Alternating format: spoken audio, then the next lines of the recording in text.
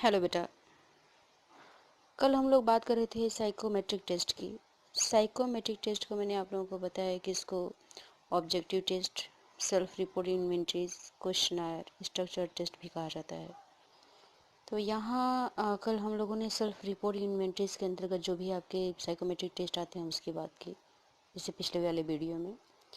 आज हम लोग बात करेंगे क्वेश्चनर या स्ट्रक्चर टेस्ट की।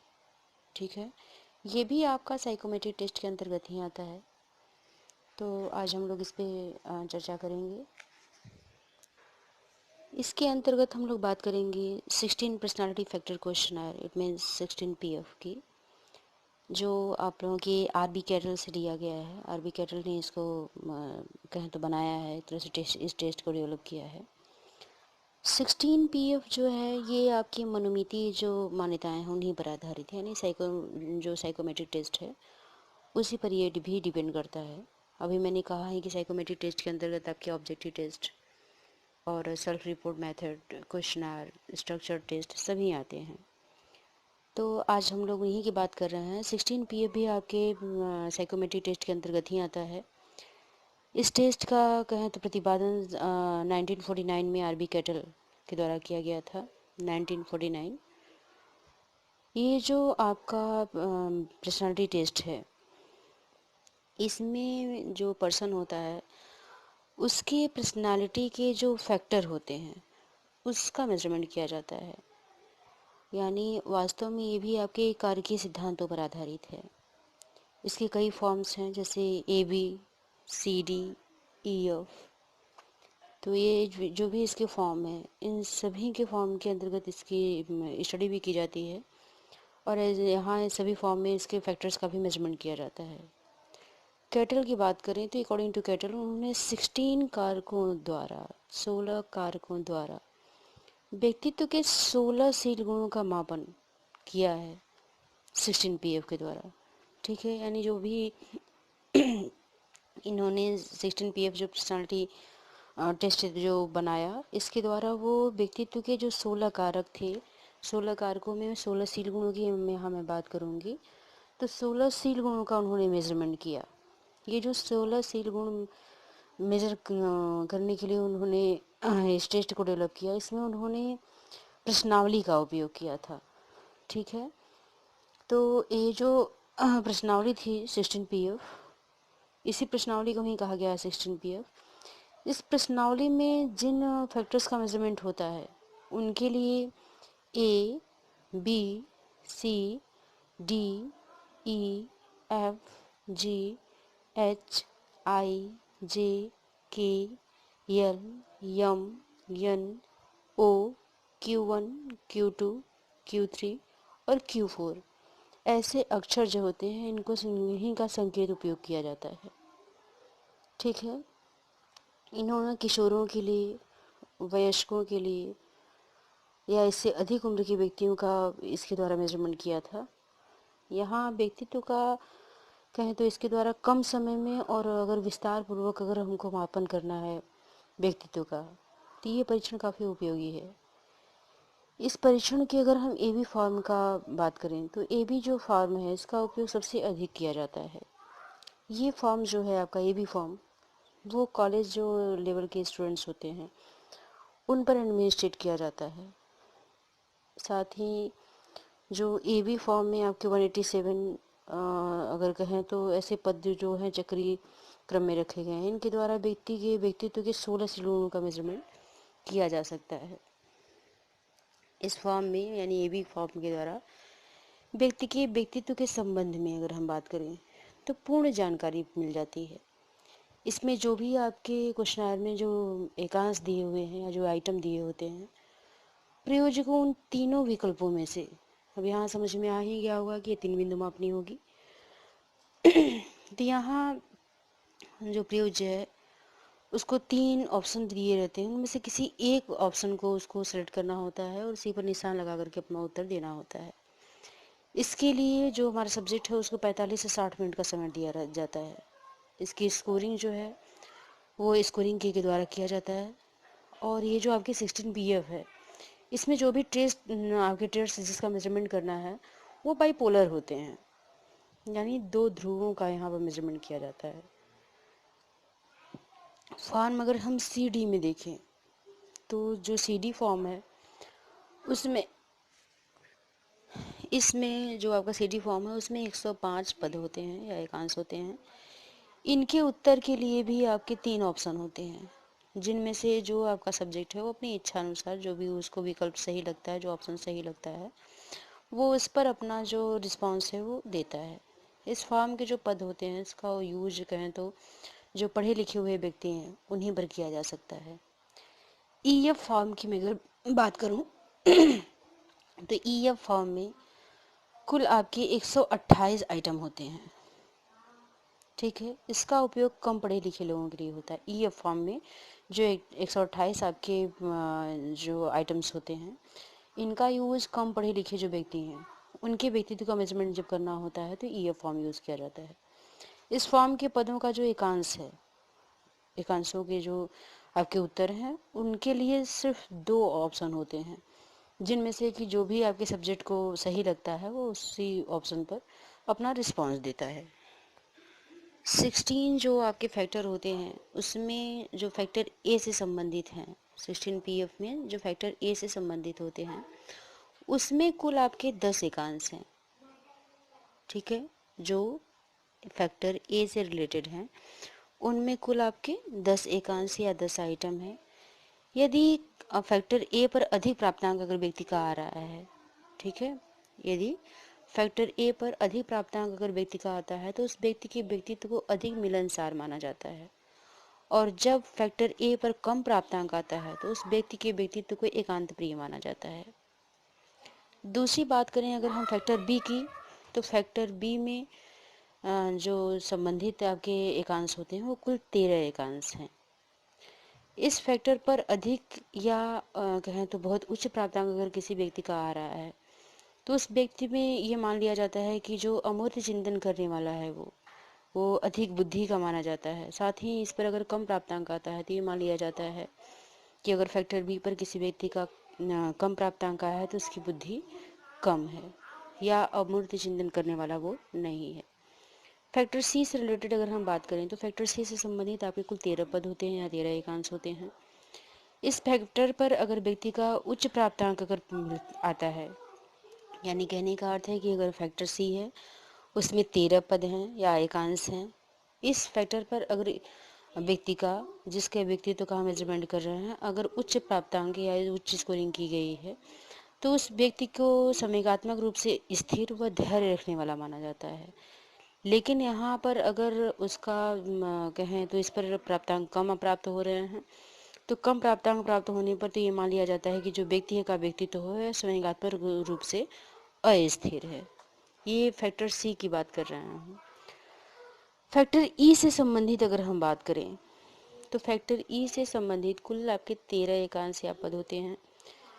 अगर फैक्टर ई पर जो व्यक्ति है उसका प्राप्तांक अगर उच्च आ रहा है या उच्च प्राप्तांक प्राप्त हो रहा है तो ऐसे व्यक्ति को ये मान लिया जाता है कि ये व्यक्ति जो है वो निश्चित बात कहने वाला है, जो भी वो बोलेगा वो फैक्ट बोलेगा। साथ ही अगर इस पर कम प्राप्तांक आता है तो कम प्राप्तांक होने पर यह माना जाता है कि इस व्यक्ति का व्यक्तित्व जो है वो विनम्रशील है, वो कुछ फैक्ट्स कहने से कहें तो अवॉइड कर सकता है अपनी विनम्रता के कारण। तीसरा जो फैक्टर इसके आगे का जो फैक्टर है अगर हम फैक्टर एफ की बात करें तो फैक्टर एफ से संबंधित जो व्यक्ति है उसके कुल 13 एकांश या पद होते हैं। आपके ई में भी 13 हैं, एफ में भी 13 ही पद हैं, 13। ठीक है, इस फैक्टर पे यानी फैक्टर एफ पर अगर उच्च प्राप्तांक या अधिक प्राप्तांक व्यक्ति को प्राप्त होता है तो व्यक्ति को उत्साह से भरा और अपने विचारों को स्पष्ट रूप से व्यक्त करने वाला माना जाता है। लेकिन अगर इस पर कम प्राप्तांक प्राप्त हो रहा है तो व्यक्ति गंभीर और विवेकपूर्ण है। यहाँ ध्यान दीजिएगा, मैंने इससे पहले ही कहा था कि यहाँ पर 2 पोल्स की बात की गई है, बाइपोलर है ये। दोनों पोल्स पे या तो व्यक्ति बहुत अधिक आपका इसमें अगर कम प्राप्तांक आ रहा है तो इसका मतलब उसमें प्राप्तांक कम होने पर जो वो क्वालिटी है उसकी कम हो जाएगी। अगर उच्च प्राप्तांक आ रहा है तो क्वालिटी जो है वो अधिक हो जाएगी। लेकिन कभी कभी होता है कि दोनों मिक्स क्वालिटी के भी व्यक्ति मिल जाते हैं, तो यहाँ जो आपका पोल है वो जैसे जैसे बीच में आने लगता है, वैसे वैसे वो जो व्यक्ति की है उसके अंदर की क्वालिटी जो है बीच में आने लगती है, यानी दोनों मिक्स होने लगते हैं। ठीक है, इसलिए यहाँ पर दो पोल्स की मैंने बात की थी। ठीक है, आगे हम लोग चलते हैं फैक्टर एफ के बाद फैक्टर जी में। फैक्टर जी जो होता है उसमें जो आइटम होते हैं उनकी संख्या 10 होती है। इस फैक्टर पर अगर व्यक्ति अधिक प्राप्तांक प्राप्त करता है, ठीक है, तो इस फैक्टर पे यानी जी फैक्टर पे अधिक प्राप्तांक प्राप्त होने पर व्यक्ति को सामाजिक नियमों के अनुसार चलने वाला वो तथा सामाजिक नियमों के अनुसार कार्य करने वाला या सामाजिक अनुरूपता दिखाने वाला माना जाता है। ठीक है, इसमें ऐसे व्यक्ति जो होते हैं उनमें सोशल कंफर्मिटी जो होती है वो ज़्यादा होती है। लेकिन अगर हम इसके विपरीत बात करें तो अगर जिस व्यक्ति में फैक्टर जी पर प्राप्तांक कम आ रहे हैं तो ऐसा व्यक्ति जो होता है वो स्वार्थी होता है, सामाजिक नियमों को नहीं मानना चाहता। आगे अगर हम बात करें फैक्टर एच की, तो फैक्टर एच से रिलेटेड आपके कुल 13 आइटम्स होते हैं। यहाँ भी जब व्यक्ति उच्च प्राप्तांक प्राप्त करता है तो फैक्टर एच पर जो आपके उच्च प्राप्तांक प्राप्त करने वाले व्यक्ति होते हैं उनका जो व्यक्तित्व है वो निडर और जोखिमपूर्ण कार्यों को करने वाला होता है। लेकिन अगर ऐसे व्यक्ति जिनका एच फैक्टर पे जो प्राप्तांक है या जो स्कोरिंग की गई है वो कम मिल पाए प्राप्त की गई है या उनका प्राप्तांक निम्न है, तो ऐसे व्यक्ति जो होते हैं काफ़ी संवेदनशील होते हैं, लज्जालु प्रकृति के होते हैं और कायर माने जाते हैं। फैक्टर आई की अगर हम बात करें तो फैक्टर आई में जो आपके आइटम होते हैं वो टोटल आइटम आपके 10 होते हैं। ठीक है, इस फैक्टर पे मीन्स आई फैक्टर पे जब व्यक्ति का जिसका हमारा सब्जेक्ट है अगर उसका प्राप्तांक काफ़ी उच्च आता है तो ऐसा व्यक्ति जो है वो संवेदनशील और मृदु प्रकृति का माना जाता है। लेकिन अगर प्राप्तांक इस पर आपके जो प्राप्त हो रहे हैं वो निम्न प्राप्तांक प्राप्त हो रहे हैं तो जो कारक आई पे, ठीक है, तो ऐसे व्यक्ति जो होते हैं वो असंवेदनशील होते हैं, उदंड प्रकृति के माने जाते हैं। ऐसे व्यक्ति जिनका आई फैक्टर पे निम्न प्राप्तांक है तो ऐसे व्यक्ति आपके असंवेदनशील होंगे, उदंड प्रकृति के मां होंगे। फैक्टर एल की अगर मैं बात करूं तो एल फैक्टर में आपके टोटल कहें तो जो आइटम होते हैं वो 10 होते हैं। इस पर अगर व्यक्ति का उच्च प्राप्तांक प्राप्त हो रहा है तो उच्च प्राप्तांक प्राप्त होने पर ऐसे व्यक्ति जो है वो काफ़ी संदेही या अविश्वासी में होते हैं। ये संदेहशील कहें तो एक तरह से होते हैं, इन्हें दूसरों पे संदेह करना जो है वो सही लगता है और विश्वास वो किसी पर नहीं करते। लेकिन ऐसे व्यक्ति जिनका एल फैक्टर पे अगर कहें अगर कम प्राप्तांक आ रहा है तो प्राप्तांक कम आने पर ऐसे व्यक्ति जो होते हैं विश्वासी होते हैं, समायोजनशील प्रकृति के होते हैं। यहाँ प्लस पॉइंट ये देखा जाता है कि जिन व्यक्तियों का एल फैक्टर पे उच्च प्राप्तांक होता है उन व्यक्तियों को कोई और व्यक्ति आसानी से बेवकूफ़ नहीं बना सकते हैं। ठीक है, यानी इनको बेवकूफ़ बनाना मुश्किल होता है। लेकिन जिनका कम प्राप्तांक है वो आसानी से किसी भी व्यक्ति पर विश्वास कर लेते हैं और उनकी जो प्रकृति होती है वो समायोजनशील प्रकार की होती है। ठीक है, यहाँ अगर हम आगे बात करें एम फैक्टर की तो फैक्टर एम में आपके कुल टोटल 13 आइटम होते हैं। इस फैक्टर पर यानी एम फैक्टर पर अगर किसी सब्जेक्ट का हाई स्कोरिंग की जा रही है या उच्च प्राप्तांक प्राप्त किया जा रहा है तो ऐसे व्यक्ति जो होते हैं वो कल्पनाशील ज़्यादा होते हैं और व्यवहारिक माने जाते हैं।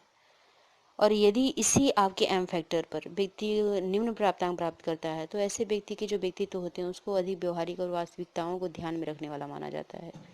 यानी एम फैक्टर पे यहाँ अगर निम्न प्राप्तांक है तो ऐसा व्यक्ति जो है वो व्यवहारिक प्रकृति का होगा और वास्तविकताएं जो हैं उसको उसी रूप में वो एक्सेप्ट करने वाला होता है, उस पर वो काफ़ी ध्यान देता है। लेकिन अगर एम फैक्टर पे हाई स्कोरिंग की जा रही है तो ऐसे व्यक्ति जो होते हैं वो कल्पनाशील ज़्यादा होते हैं, व्यवहारिकता उनमें कम होती हैं। फैक्टर एन की बात करें तो फैक्टर एन में जो आपके आइटम होते हैं उन आइटम की टोटल संख्या जो होती है वो 10 होती है। इस फैक्टर पे यानी एन फैक्टर पे जब व्यक्ति का उच्च प्राप्तांक प्राप्त होता है, जिस व्यक्ति का हम व्यक्तित्व मापन कर रहे हैं, पर्सनालिटी मेजर कर रहे हैं, तो अगर एन फैक्टर पे व्यक्ति का अगर हाई स्कोरिंग की जा रही है तो वो व्यक्ति एन फैक्टर पे आपके जो क्वेश्चन होते हैं या आइटम्स होते हैं वो 10 होते हैं। इस फैक्टर पर अगर किसी व्यक्ति का हाई स्कोरिंग की जा रही है, अधिक प्राप्तांक प्राप्त हो रहा है, तो ऐसे व्यक्ति जो होते हैं वो काफ़ी विवेकपूर्ण माने जाते हैं। यानी जिस व्यक्ति के व्यक्तित्व का मेजरमेंट करते समय फैक्टर एन पर अगर हाई स्कोरिंग की जा रही है, उच्च प्राप्तांक प्राप्त किए जा रहे हैं, तो वो व्यक्ति विवेकपूर्ण माना जाएगा। साथ ही अगर एन जो फैक्टर हैं उन पर आपके जो व्यक्ति है, व्यक्तित्व का मेजरमेंट करते समय अगर प्राप्तांकों की जो संख्या है वो कम हो, ये कहने का अर्थ है कि जो स्कोरिंग की गई है वो निम्न प्राप्तांक प्राप्त किए गए हैं, तो ऐसा व्यक्ति जो होता है वो मूर्ख प्रकृति का होता है और निष्कपट माना जाता है।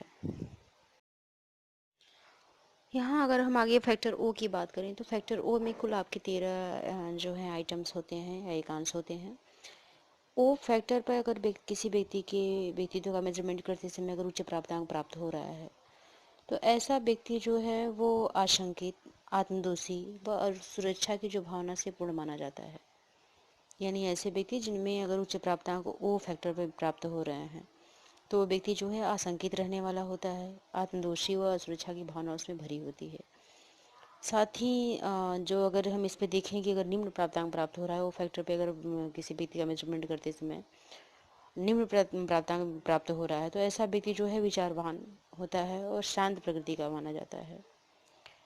अगर हम Q1 की बात करें तो Q1 में जो आपके आइटम्स होते हैं उसमें आइटम की आपकी कुल संख्या आपकी 10 होती है।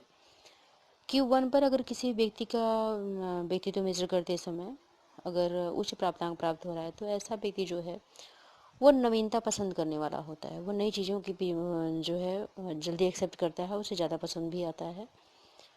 यानी कहने का अर्थ है कि उसे नवीनता पसंद होती है। साथ ही ऐसे व्यक्ति जो होते हैं उदार प्रकृति के माने जाते हैं।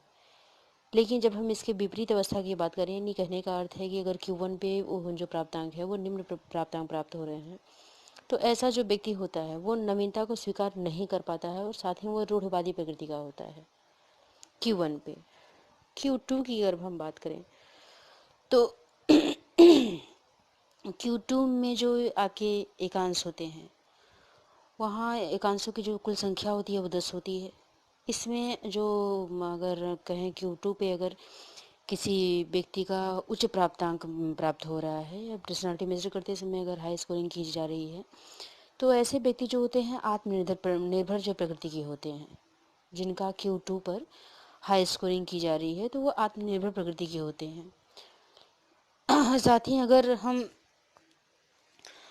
Q2 पर अगर ऐसा व्यक्ति है जो निम्न प्राप्तांक प्राप्त कर रहा है, तो ऐसे व्यक्ति के जो व्यक्तित्व के कहें समूह होते हैं या वो जब किसी दूसरे समूह पर निर्भर होता है या सामाजिक प्रकृति का माना जाता है, वो डिपेंडेंट प्रकृति का कहें तो एक तरह से होता है।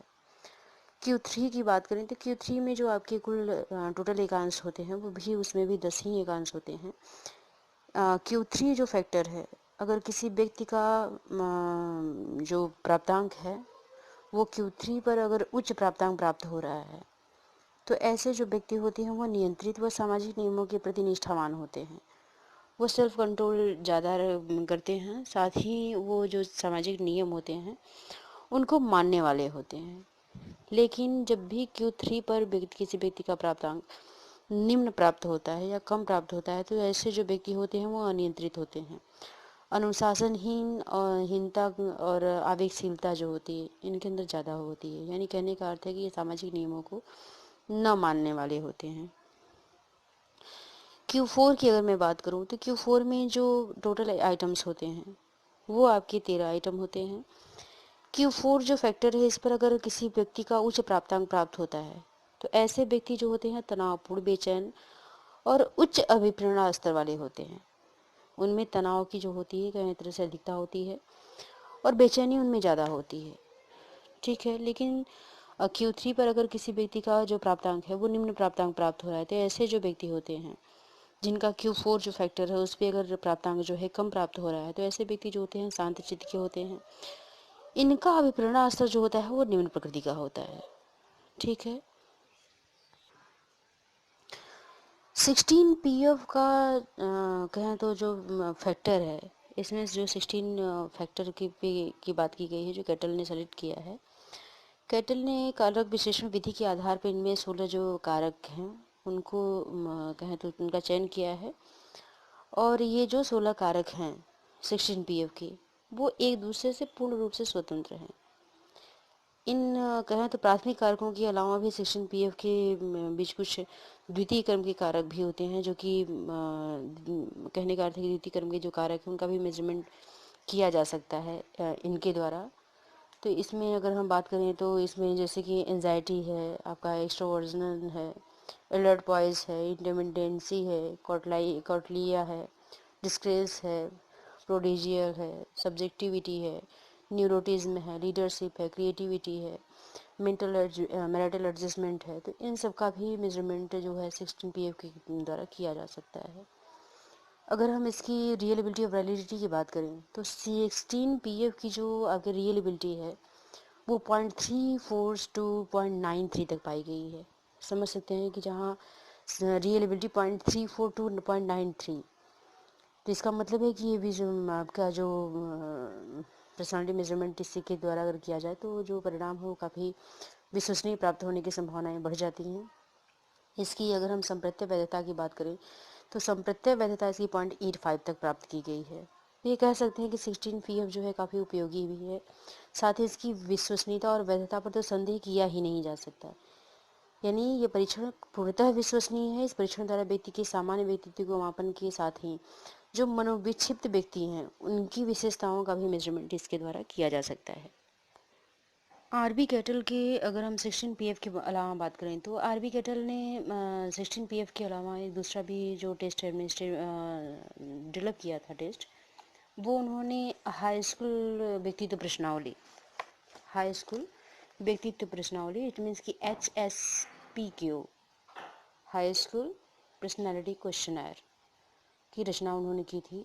ये जो प्रश्नावली थी, जो HSPQ था, ये प्रश्नावली जो है वो इसकी रचना हाई स्कूल जो लेवल के स्टूडेंट्स होते हैं उनके पर्सनालिटी को मेजर करने के उद्देश्य से इसकी रचना की गई थी। यानी कहने का अर्थ है कि HSPQ जो था इसकी रचना करने का सिर्फ पर्पज़ यही था कि हाई स्कूल लेवल के जो स्टूडेंट्स थे उनकी पर्सनालिटी को मेजर किया जा सके।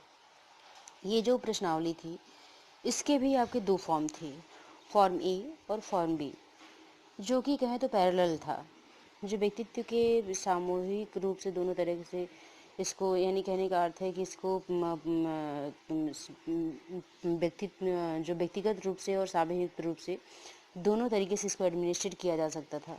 इसके दोनों जो प्रारूप थे, यानी जो आपका फॉर्म ए था, फॉर्म बी था, दोनों में आपके 142 और 142 जो क्वेश्चन थे वो दिए गए थे। यानी कहने का अर्थ है कि जो इसका पहला फॉर्म ए था उस फॉर्म में भी आपके जो क्वेश्चन थे, आइटम्स थे, पद थे, वो 142 थे, और जो फॉर्म बी था उसमें भी आपके 142 जो आइटम्स थे रखे गए थे, जिनका जो आंसर देना होता था उस सब्जेक्ट को, तो उसके लिए उसके 3 ऑप्शन थे, यानी 3 विकल्प रहते थे।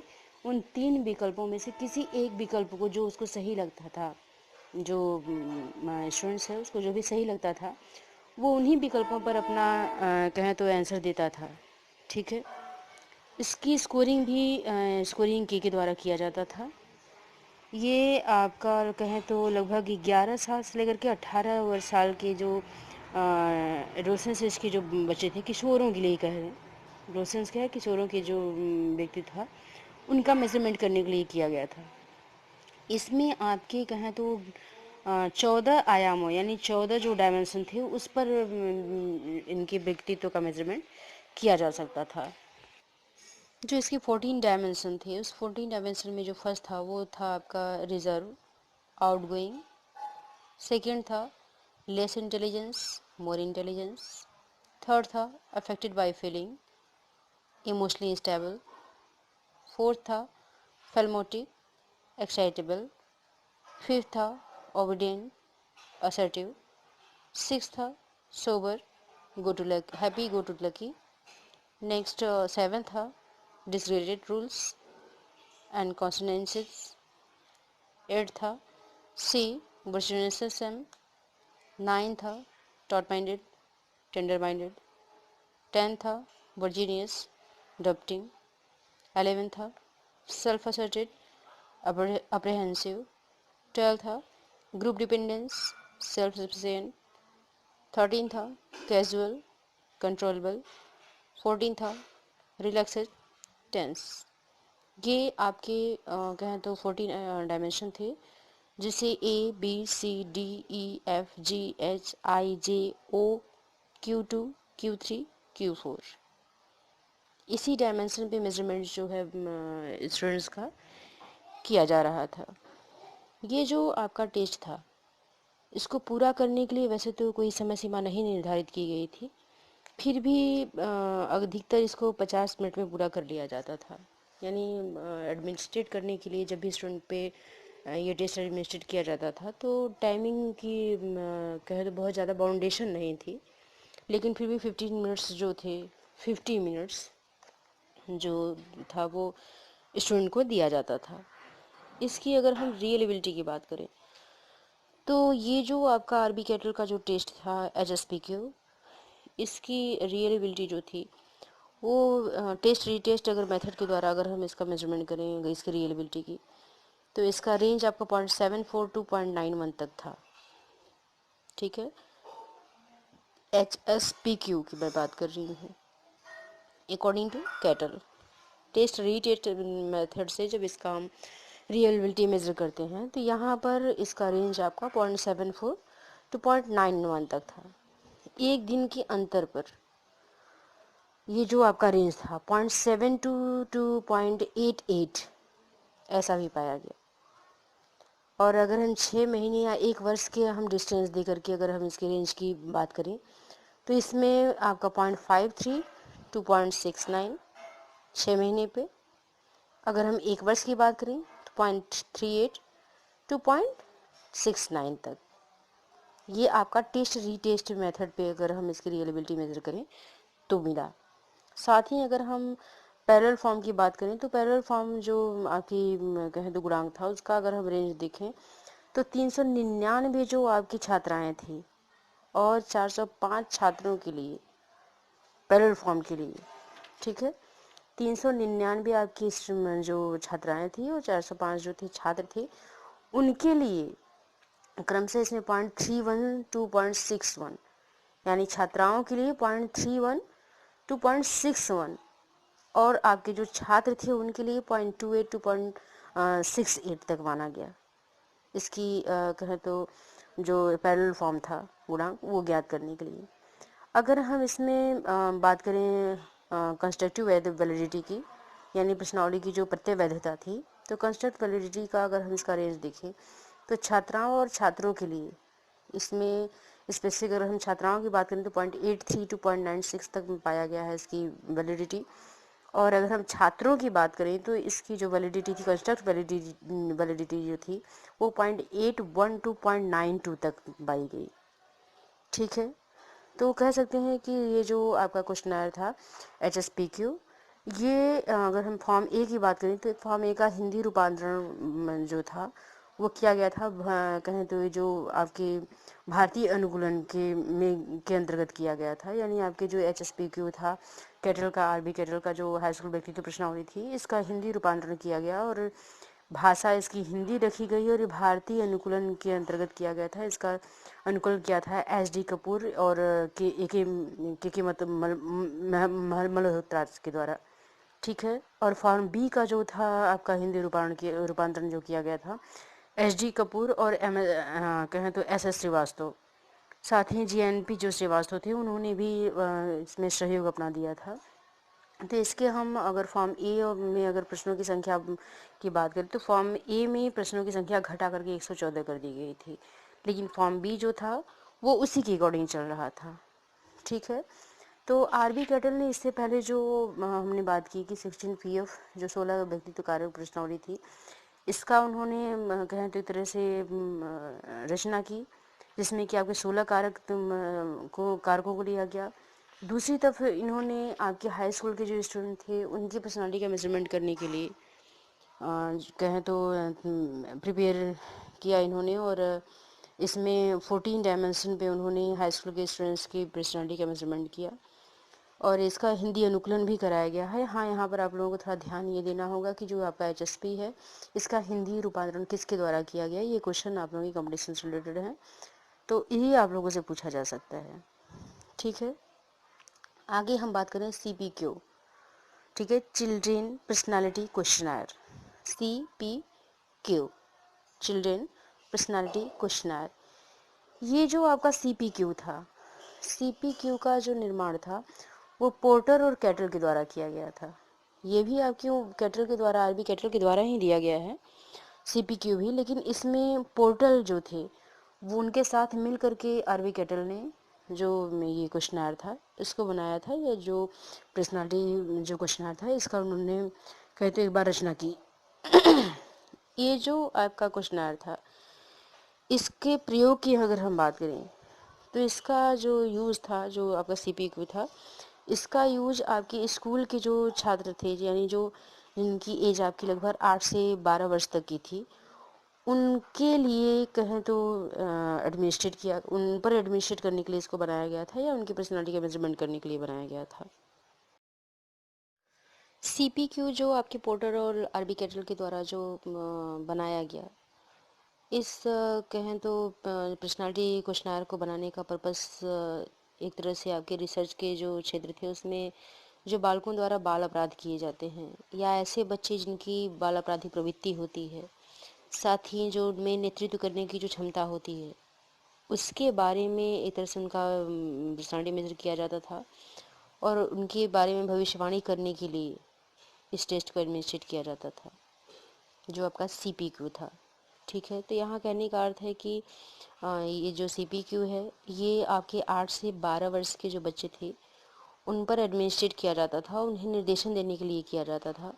साथ ही इसका यूज जो था आपका कहें मूल प्रयोग जो था वो रिसर्च के क्षेत्र में बालकों की बाल वृद्धि प्रवृत्ति और उसकी नेतृत्व की जो क्षमता होती थी उसके संबंध में एक तरह से भविष्यवाणी करने के लिए किया जाता था।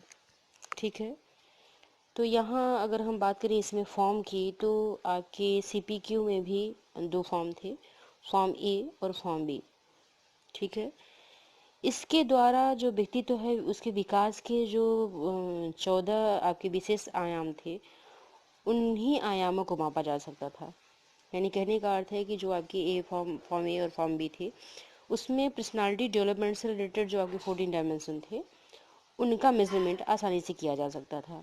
इसका जो एडमिनिस्ट्रेशन था वो आप कहें तो पर्सनली भी किया जा सकता था, किसी इंडिविजुअली किसी एक स्टूडेंट पे भी किया जा सकता था। साथ ही अगर बात करें तो इससे ग्रुप में भी एडमिनिस्ट्रेट आसानी से किया जा सकता था। यानी ये इसका जो कहें तो एडमिनिस्ट्रेशन दोनों प्रकृति का था, आपका व्यक्तिगत भी था और सामूहिक भी था।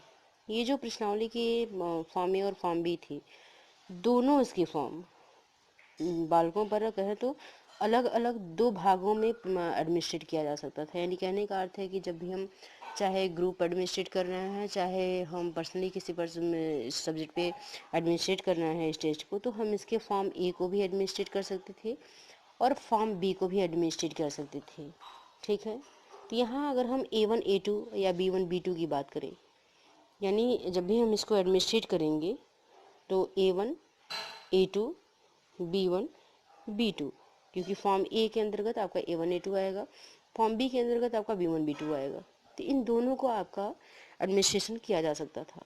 इसके एडमिनिस्ट्रेशन पर भी कोई टाइम बाउंडिंग नहीं की गई थी, समय सीमा इसकी निर्धारित नहीं थी, लेकिन फिर भी इसको जब भी किसी बच्चे पर दिया जाता था, यानी 8 से 12 साल का जो बच्चा है उस पर जब भी इसे एडमिनिस्ट्रेट किया जाता था तो बच्चे लगभग 50 मिनट से अधिक समय ले लेते थे। लेकिन कोशिश यही की जाती थी, कहने का अर्थ है कि जब भी हम आपके CPQ को एडमिनिस्ट्रेट करते थे तो इसके एडमिनिस्ट्रेशन में आपके कोशिश यही की जाती थी कि बच्चे को 50 मिनट तक का समय दिया जाए, लेकिन 50 मिनट से अधिक का समय अगर बच्चा ले रहा है तो उतना समय हमको नहीं देना है। इस क्वेश्चनर की बात करें तो इस क्वेश्चनर का जो स्कोरिंग था वो इस स्टेंसिल की सहायता से किया जाता था। यानी स्टेंसिल जो मिल जाए, स्टेंसिल से जब भी हम क्वेश्चनर है उसकी स्कोरिंग करेंगे। जो आपके प्राप्तांक होते थे उसको दशांशीय जो मानक आपके डाटा थे उसमें कन्वर्ट किया जाता था। जो दशांशीय के स्टैंडर्ड की बात की जा रही है यहाँ पे, तो दशांशीय जो स्टैंडर्ड थे उन्हीं के आपके जो डाटा थे उन्हीं के आधार पे इसको कन्वर्ट किया जाता था। इस प्रश्नावली के द्वारा कहें तो वैसे ही 14 जो डायमेंशन थे उनका मेजरमेंट किया जाता था। उस डायमेंशन को इंडिकेट किया गया था आपका dimension A, B, C, D, E, F, G, H, I, J, N, O, Q3, Q4। ठीक है, इसके 14 जो डायमेंशन थे यही थे और इसी के नाम से इनको जाना भी गया। ये जो टेस्ट था इसका हिंदी में से कन्वर्ट भी किया गया था और इसका कहें तो हिंदी कन्वर्जन जो बनाया गया था वो SD कपूर और शारदम्बा राय के द्वारा किया गया था। ठीक है, इसके अतिरिक्त आपके CPQ के अलावा, मेरी बात कहने का अर्थ है, तो CPQ के अलावा आपके ESPQ भी बनाया गया। ठीक है, अर्ली जो स्कूल गोइंग स्टूडेंट्स थे उनकी पर्सनालिटी को मेजरमेंट करने के लिए पर्सनालिटी को जो क्वेश्चन तैयार किया गया था उसको कहा गया आपका ESPQ। ठीक है, ये आपके 6 to 9 एज के जो बच्चे थे उनकी पर्सनालिटी का मेजरमेंट करने के लिए इसकी रचना की गई थी। इसके भी 2 फॉर्म थे आपका, A1 और A2, और A1 और A2 दोनों में आपके टोटल आइटम्स जो थे वो 80 थे, यानी A1 में 80 आइटम्स और A2 में 80 आइटम्स। इनका आंसर देने के लिए भी आपके 2 ऑप्शन थे। उस 2 ऑप्शन में से सब्जेक्ट को जो सही लगता था वो उस पर अपना टिक लगा करके अपनी कहें तो एक तरह से रिस्पॉन्स देता था। यहाँ पर्सनालिटी मेजर करने के जो फैक्टर्स थे वो टोटल 13 फैक्टर्स का मेजरमेंट किया जा सकता था कि ESPQ का। ठीक है, इसका एडमिनिस्ट्रेशन आपका कहें तो ग्रुप पर भी किया जा सकता है, यानी ग्रुप एडमिनिस्ट्रेशन भी किया जा सकता था। इसके किसी भी भाग को अगर हम पूर्ण करने में अगर हम बात करें, यानी एडमिनिस्ट्रेशन के लिए जो टाइम बाउंडिंग थी वो लगभग 50 मिनट्स टाइम दिया जाता था। इसके जो स्टैंडर्ड थे उसके आधार पर इसको परसेंटाइल में कन्वर्ट करके जो 6 to 9 एज के जो बच्चे थे, चाहे वो लड़के हों चाहे लड़कियां हों, उनका कहें तो पर्सनालिटी मेजर किया जा सकता था। कैटल ने इस टेस्ट के अतिरिक्त कुछ और भी रिसर्च की जो उनकी रिसर्च से स्पष्ट हुआ कि जो व्यक्तित्व पर पड़ने वाले जो प्रभावों के रूप में जो आपके पर्यावरणीय जो फैक्टर होते हैं, जो हेरिडिटिकल फैक्टर होते हैं, यानी जो आपके पर्यावरणीय जो कारक हैं और साथ ही आनुवंशिक जो कारक हैं, वे एक दूसरे से धनात्मक रूप से जो होते हैं वो सहसंबंधित नहीं होते, बल्कि ऋणात्मक ढंग से एक तरह से सहसंबंधित होते हैं। यानी माता पिता द्वारा एक संकोची प्रकृति के जो बालक होते हैं उसको अधिक प्रोत्साहित करना तथा जो बहुत अधिक उपद्रवी बालक है उसको माता पिता के द्वारा दबाना या दबाव बना करके रखना, इस तरह की कहें तो जो आपकी ऋणात्मक जो सहसंबंध है, इसका कहें तो सीधा सीधा आपका एक तरह की एग्जाम्पल है। यानी कहने का अर्थ है कि जो उन्होंने रिसर्च किया, रिसर्च के आधार पर उन्होंने ये बताने की कोशिश की थी कि जो आपके इन्वायरमेंटल फैक्टर होते हैं, जो हेरिडिकल फैक्टर होते हैं, वो एक दूसरे से ऋणात्मक रूप से सहसंबंधित होते हैं। और कैटल ने जो कहें तो लॉ ऑफ जो कंसर्निंग टू द बायोसोशल मीन्स कहा उन्होंने, तो ये कहने का अर्थ है कि इसे कैटल ने जैविक सामाजिक माध्य के बल प्रयोग का नियम कहा।